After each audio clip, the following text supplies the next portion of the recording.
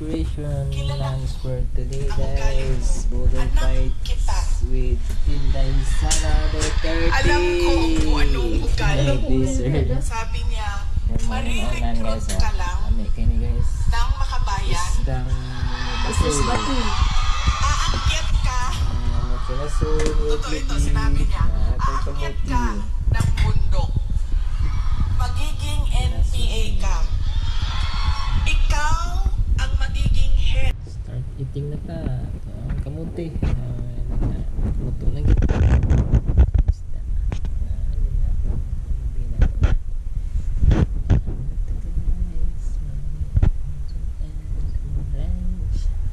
Thank you sa mga sa beautiful magpinako sa pagkulis, prepare sa food and everyday for taking for us. Okay na. Hindi na parang Itadakimasu. Thank you, Lord. pantay na Kuha na din. Handles. amis. Tao na ako. Buong tao na ako. Sa paningin Mga guys, with Inday Sara Duterte. Inday Sara. education. Kaya ganyan din. Hanggang ngayon, ganyan din. Alam niyo ba, sa mga apo, kabahan ka pag nagtanong na si PRD kasi didiretso yan, oh, anong grade na ito? Anong eskwelahan? O, Excuse me.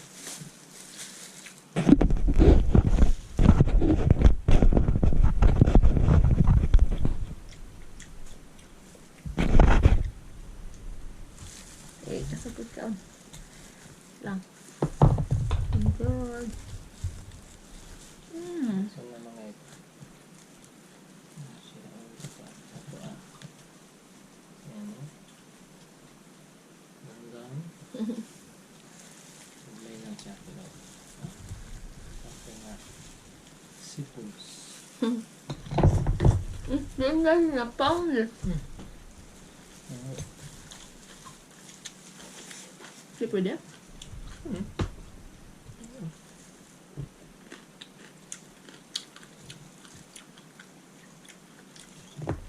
o ito, anong grade na? Anong eskwelahan ito? O ito, anong grade na? Anong eskwelahan? Ganyan. Si PRD kamusta ng apo. Hindi siya, uy, masaya ka ba? Unan. May boyfriend ka na ba? May girlfriend ka na? Saan mo gusto kumain? No? Makita niya, anong grade na? Anong eskwelahan? Anong grade na? Huwag ka kaunod. Okay. Kabaw pa nga. Okay. Ganon pa rin. Ka-hardliner siya sa education. So yan yung talaga, pinagpapasalamat ko sa kanya. Dahil kung hindi ako naging abogado, lalo pa din yung mga pinagdaanan ko ngayon, hindi ko siya, kasi ngayon naiintindihan ko kung ano yung pinagdadaanan ko. Siguro kung hindi niya pinilit, Ako. hindi Hunat ko. ako Tama akong bangko. confident sa Ano ba ito? aking Nakalo na? ginagawa. Di ba makita ano dad? So sana, Yeah. sa inyong lahat, Parang ko. ganun din. Kaya nung nangangampanya ako nung 2022, sinasabi ang kampanya, plataforma ko ang edukasyon. Sana ganun din ang inyong mga anak, ang inyong mga kapatid, ang inyong mga Kataog apo. kuan. Mana? Huwag ninyo Yeah. silang Wishes tayo pigilan. nagkaon pa. Dahil minsan ako pag pumupunta sa mga barangay ninyo, sa mga municipality ninyo, meron talaga akong naririnig Suso. na sumasagot na, oh, college graduate naman pero wala namang trabaho. Pero, iba din ang trabaho ng college graduate at natapos lang ng grade 6. Iba talaga yun.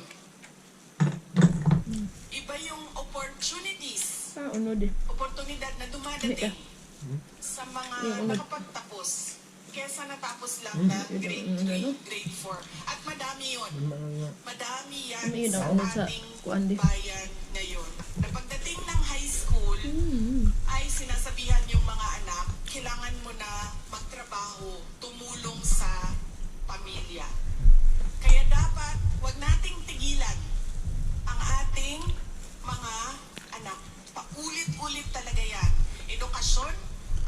susi ng pagbabago ng buhay nila.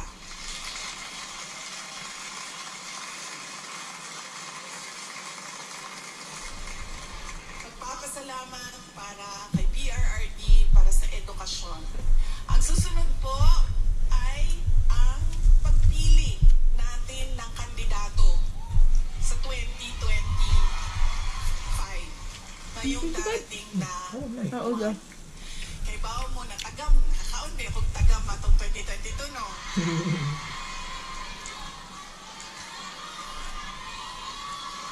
Isa ko kayo sa pinag-duty. Yan lagi.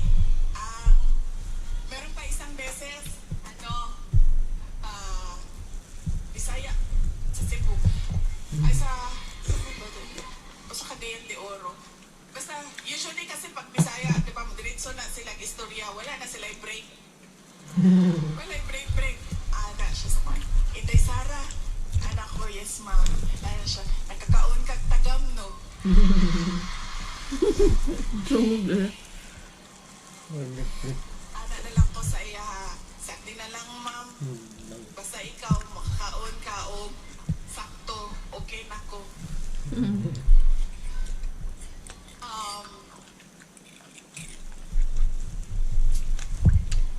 Ayaw ko kasi, masakit sa akin ang sabihin ang sorry sa inyong lahat. I-explain ko na lang. Kasi alam nyo, kahit saan ako pumunta, sabihin ko sa inyo sa Samar, ito talaga mga maalala ko eh. Samar, Pangasinan, Batangas. Dito sa Mindanao, sure na moingon na siya. Moingon na gina sila o imuhaning sala tanan. Wala na lali sa Mindanao. Bago lang, saan yun? Bago lang. Parang kahapon ba yun? Ay, kahapon! Kung ano daw siya, wala mo strict mo, kaya ka mo siya babay? Yung guest ko sa Disneyland. So, Kuhaan na na, Dip? Cebu. Bruskohon nun siya ang lawas ba? Iyang lawas sa dako ba? Big naman. Kuhaan mo siya ka na ang mix ba nga Ako, mas patay ko. partner. Ana, ang mga taga Cebu, kibaw ba ka Inday Sara no, nabudol ba yung may tungod nimo?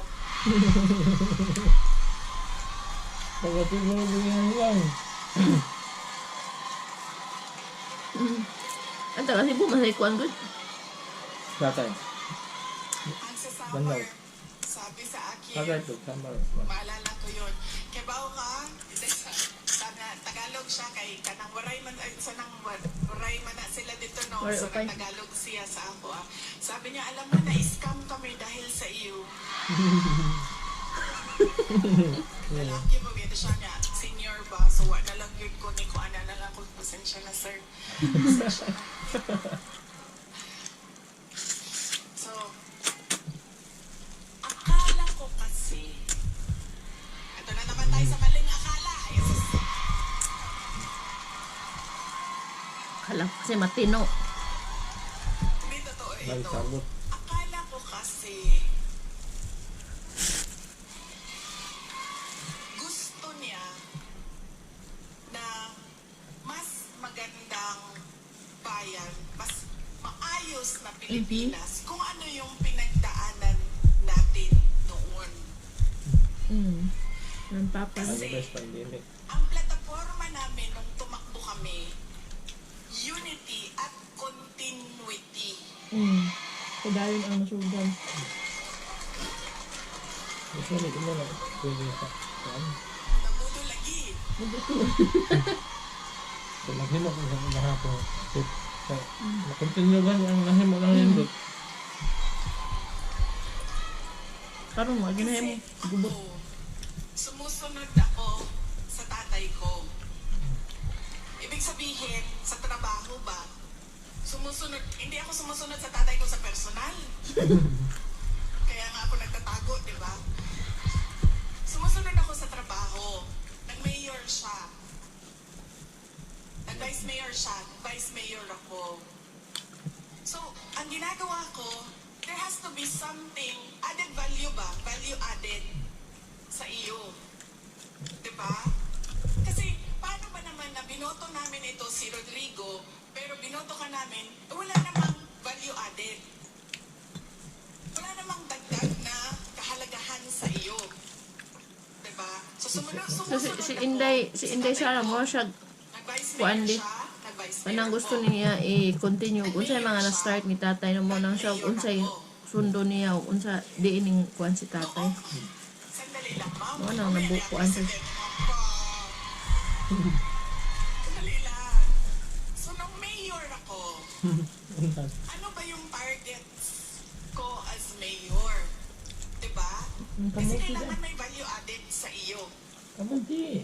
So sabi ko, okay, ganito na ang nagawa ng administration ni President Pepe ka, Duterte. eh? Saan pa ba natin Pepe dagdagin ka? ang Davao City?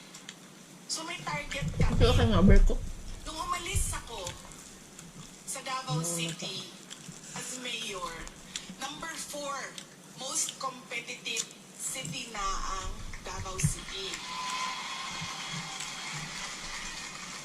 Number 8 na kami sa mga pinakamayaman na syudad sa buong bansa.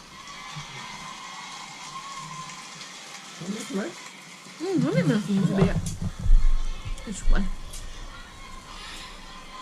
Insurgency-free na ang Davao City. Alam nyo, buong term ni PRD, hindi niya natapos talaga yung problema ng Davao. Pakibato.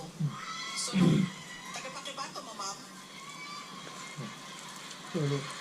Obi, again na ingon ni PRD. Siya mag-NPA lang ka sa Pakibato, ikaw kalaban sa mga sundalo. Ayaw, ganda din na sa UP. Okay. Diba? Hindi niya natapos. And sa akin, meron kasi insidente doon na ako ang mayor, namatay yung opisyal. Na napagalitan ako ng nanay.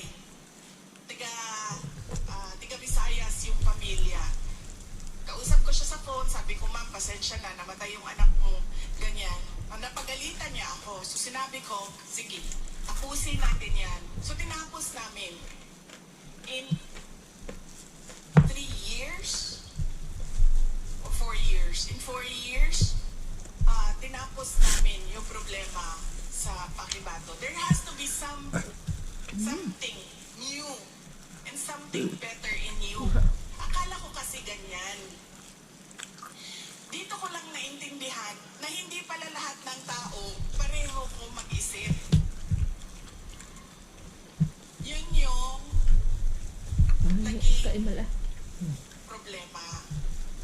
So yun yung kailangan ko ihingi ng pasensya sa inyong lahat. Dahil sabi nga ni Pastor Kibuloy, dapat lang siguro mangyari ang mga nangyayari para makita natin. Kawawa lang siguro ang mga tao, ang bayan, pero For now.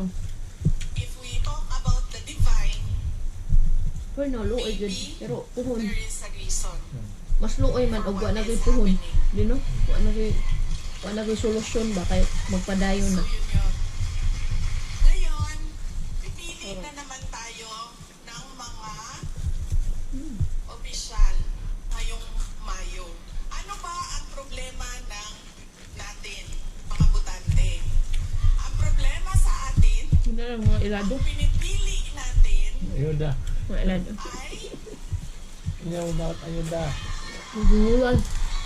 paulit-ulit ba? Pabalik-balik. Dunol ba? Mahilig tayo sa sikat. Wala ilado lagi. Mahilig tayo sa magaling kumanta, sumayaw dito sa stage.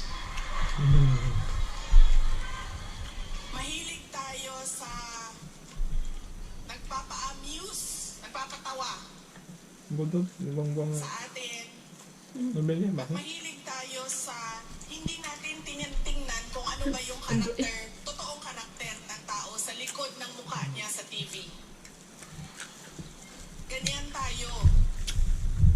Ang ugali ng mga Pilipinong butante. Kaya siguro dapat sa darating na halalan, Change mo na. Change. pag-isipan na natin natin ang ating iboboto. Sabi ko nga sa inyo, nadala na ako, na-scam na ako, nabudol na ako. Never. Again. Hindi ako mag-endorso ng kandidato. Kasi baka pagkatapos ng eleksyon, sasabihin nyo na naman, Nabudol mo inday. "Naskam ba yung Inday Sara dahil sa iyo?" Ang Ang gabi gagawin naman. ko para sa inyo, sasabihin ko, ano ba ang kailangan nating Tignan. gawin as voter? Ano? Una, huwag natin ibenta ang boto natin. Ayun lang. Diba? Ngayon, legitimate na ang vote buying. Nakatago siya sa Ayuda. Ibang ATM na. yan naman, nandito na tayo Ayaw. sa topic na gusto ko, Tama. ma'am. Ayuda. Taktik na Ganun kontra na dyan. ang mga politiko ngayon. Discuss ng mga uban nyo do. Bigyan ko kayo ng example ha, ng experience ko sa mga pagbibigay ng ayuda, Yeah. What's your height dyan? vote buying. Man. Noong barangay election na nakaraan, bago lang, Usap ako. tinanong ko yung isang kaibigan ko, ano bang Iwan, ginagawa kamuti ko mo ito. na suporta sa Kamuti in barangay Japan. candidates? Imo. Sabi niya, ang ginagawa ko, humihingi ako ng tupad at AIX at binibigay ko sa mga barangay captain para ibigay nila sa supporters nila. So sabi ko sa kanya, okay, hindi ko magawa And then go to the other side, okay? na ganyan yung suporta na Thank you. ibigay ko sa mga local barangay candidates. Pero totoo yan. Hindi man pinag-uusapan, pero totoo yan na nangyayari. Nakikita nyo yan. Nakikita nyo yan doon sa mga probinsya ninyo. Kaya ang una, huwag natin What, man, look. Taong na. Ayun nga, abay ko. boto. Fish. Pangalawa, pag tumingin tayo ng kandidato, tingnan natin kung ano yung Nagawa na. promises na ginawa niya o sinabi niya noon. Natupad ba ngayon? Tapos tingnan natin, binigay ba niya Bunga. yung kanya 20 kilong bunga. saan? Kung sa Tagalog ng promise. Pangako. Ako, sa'yo, Ano kayo? binigay ba niya ang pangako niya sa'yo? O iniwanan ka lang niya sa ere at sumama sa iba? Hugot man. Inday, manood.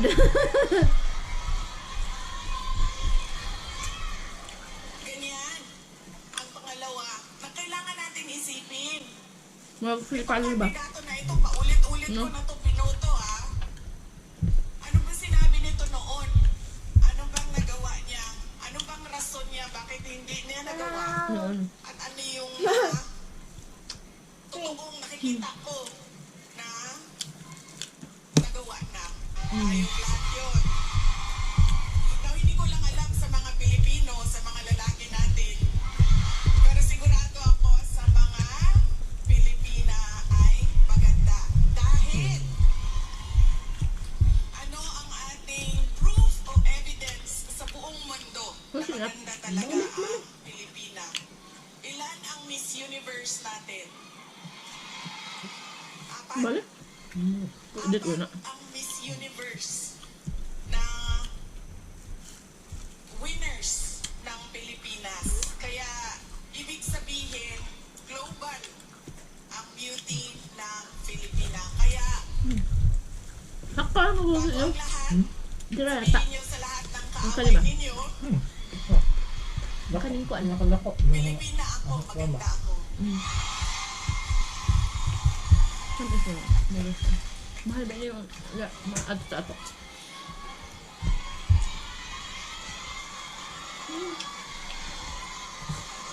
Guys, salamat sa tanaw. para sa Salamat Diyos, sa ang model fight. bawat Ang Buddha fight Pilipino.